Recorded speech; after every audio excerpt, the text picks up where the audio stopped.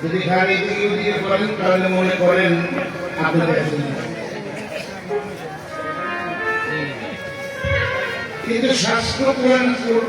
পড়াশোনা করলে ওইখানে যে লেখা আছে দেখতে পায় কালা পায় যারা কালা পায় যারা ভক্ত তারা দেখতে পায়